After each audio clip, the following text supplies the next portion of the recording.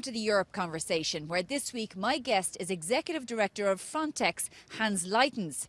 He says he wants to change the culture of the organisation, where saving lives at sea is a key priority. He also says if he had his way, no migrants would be returned to Libya, where they often face serious human rights abuses. Hans Leitens, Executive Director of Frontex, thank you very much for joining us on the Europe Conversation. You're welcome. So Frontex is 20 years coming up to this year. It was obviously created to protect the border of the European Union, but it's growing. I mean, politically speaking, Ursula von der Leyen, the President of the Commission, would like to increase the staff to around 30,000 from where we are now, which is in and around 3,000 staff. It started actually even less ambitious than that. It started with being more of an information hub, a coordination mechanism, and it was only in 2019 when our mandate became executive. Right now we're still in the build-up, so in 27 we should have 10,000 to be deployed in 2028. One of the things that does obviously come into your mind when you think of Frontex is pushbacks, where we've seen certain coast guards, in particular Greece has been accused of this many times. Obviously Greece is a country that has been very much heavily on the front line when it comes to migration for at least the past decade.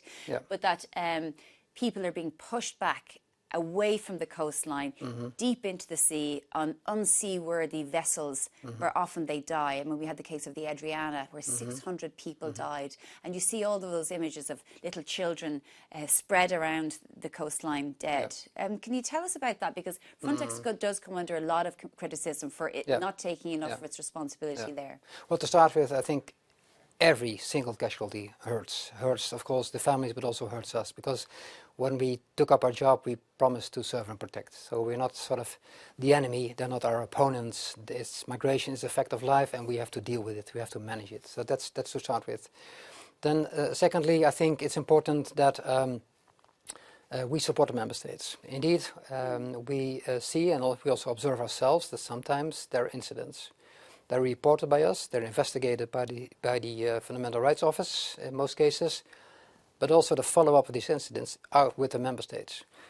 I have to work with the fact that there is a rule of law that's functioning, because it's the Commission who needs to make sure that every member state has a rule of law that functions. Emily O'Reilly, the former EU Ombudsman, was very critical of Frontex, or at least asked the question, is it responsible for saving lives at sea? Because actually you're taking the European Union, the Commission, into this if you abdicate your responsibility. And the Adriana was one case in point. This happens all the time. Difficult thing is, so to start with, we are not a search and rescue agency as such. What we do is, in the course of our mandate, meaning protecting borders, if we run into something that might be a case where a ship is in distress, for example, we play our role in alarming the responsive and responsible member state or third country, depending on where it happens. That's what we did in the other case. Actually, I was myself in a monitoring room when we first spotted the ship. So I saw it myself the day before it went down, which is a terrible incident, by the way. Let me be absolutely clear about that. What we can do then is, when we had a plane, we can inform, in this case, the Greek authorities about what we see. We cannot coordinate. Okay, well, 600 people died, and it was pretty obvious that they were probably going to come into distress. I mean, obviously you did your duty and you complied, but is there something more you could have done to ensure that those lives were not ended the way they were? I can tell you what I would like to have done, knowing what I know right now, but the question is, what did we know back then? And back then, we had one drone flying, one plane flying, and we were instructed to go to another incident south of Crete. That was a real incident. So we had to move on, because the overview of that incident was with the Greek authorities. So then we move on to a next incident where 80 people on board of also a ship in distress. So, okay, if I would have known before what would have happened, then I would have, I mean, we proposed to the Greek authorities to send another plane twice. We have been already clear about that from the day after the incident, that we proposed this to the Greek, and both times it was ignored by the Greek authorities. That's their decisions then. Because I think this is a very important point, and I know that your own fundamental rights officer, Jonas Grimheden, has complained about the Greek authorities. There are many investigations regarding Greece and this illegal pushbacks, where migrants are pushed away and often, obviously, suffer. Happy to focus on Greece, but let's first start with we're cooperating with 27 member states and a number of third countries. So the volume of things we do is much bigger than only in Greece. I would like in Greece to happen what I would like to happen in every country with whom we cooperate, that they comply with the rules, and that if there is an incident, and that can happen, that it is duly investigated, and that it has consequences. There's also the investigation into the Syrian family of 4 who went to Greece, applied for asylum legally. Before their asylum process had been completed, they were forcibly put onto a plane. They ended up in Iraq. Of course, they couldn't go back to Syria. One of their complaints is that the Frontex guards, or the guards there, separated the parents from their children. They're trying to make Frontex accountable when it comes to human rights. Yeah. The question actually is not so much about what we did, but about our responsibility. And the question is, okay, should we rely on the decision as it is presented to us by, in this case, the Greek authorities, in case we have, let's say, are part of a chain of activities, in this case, a return activity. And our position has been in the past that we cannot, because it's a national responsibility to make the decision and also to make sure that it's been done in a proper way. What we do right now is we check let's say, the step before us. That's as far we can go. But if the judge would decide that we are fully responsible for the whole chain of events, that would make our life very difficult. But again, that's a fact of life then, and then we have to adjust our way of working to that.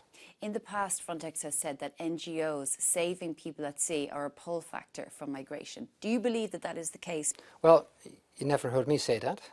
Actually, I said in the Italian Senate the opposite.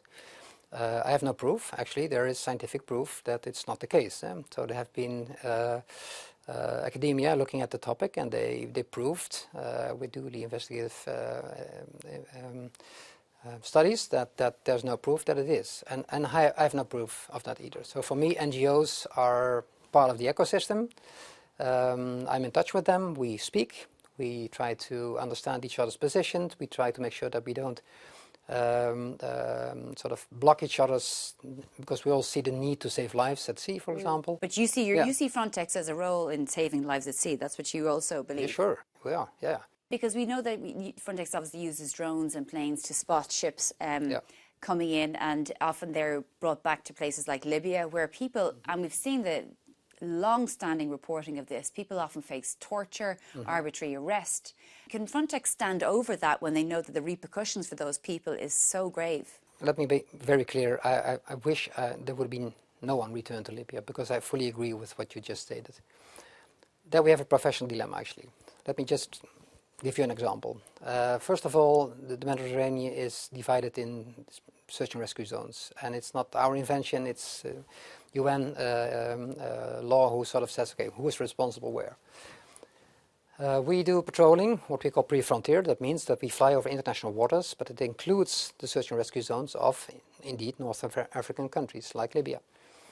When we spot a ship in distress, there is no doubt in my mind that the first responsibility we have is to save lives. Okay. And if it's in real distress, we relay a mayday call on behalf of the ship. And if it's in Libyan territory, it's the Libyans who have to take the responsibility, and they do. And I've been asked, okay, but why don't you just skip the Libyans and only inform the NGOs? But that would mean that I would play with human lives. Because if the NGOs are not available, then there's no coordination, then people might drown. And I cannot take that responsibility. So as much as I do not like people to be returned to Libya, if I have to choose, again, I'd rather save lives than not save lives. Actually, there has been a 38% drop in crossings to the EU, which is actually comparable to the time during COVID when nobody was actually moving. What do you say is the reason for this? In this specific case, I think it has to do, we know actually because we have proof of this, there were two ways how people moved from Tunisia to Lampedusa, for example. First way was use the ships like the Ariana, so the bigger Egyptian often fishing vessels, 500-600 people on board.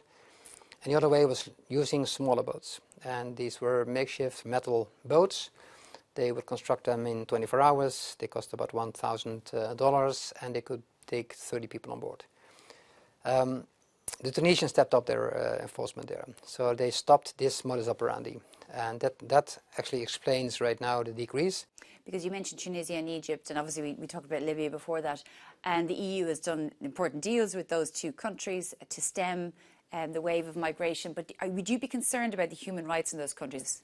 I always have my concerns, and I should take them on board, because everything we do has to be assured by, at the same time, compliance with fundamental rights and also data protection. At the same time, UNHCR is doing work in Libya right now. We are not. IOM is supporting you in the Libyan Coast Guard. So let's not do as if we are sort of a different species. We have to cooperate. Just before I let you go, I want to ask you, are you concerned about the rightward hardline shift amongst member states when it comes to migration? Sometimes it's perhaps tempting to sort of assume that you can be effective in border guarding without complying with fundamental rights. I think this is sort of an illusion. Actually, it's a false contradiction. I think fundamental rights is actually the basis of how we should do it, because we are Europe. We agreed to uphold fundamental rights. We put them actually in our charter. Every country who joined the Union signed by the cross to do this. And do you think that you'll be able to make sure that that is pervasive within the organisation of Frontex, given, as you mentioned, the Frontex before you joined seemed to have, let's say, not as much regard for that? You have to have transparency, and it's not just about the incidents. It's about recruitment. It's about being a fair organisation, being a diverse organisation, both in gender but also in nationalities. So I think it means a lot, and it's actually an attribute of culture. And as you know, culture is very difficult to change, but I think we're making steps right now. I think it will take for sure the rest of my mandate, which is another 3 years, to really change it. And it's not only depending on me, I think it's depending on all of the leadership of Frontex. Well, Hans Leitens, Executive Director of Frontex, thank you very much for joining us on the Europe Conversation. You're welcome.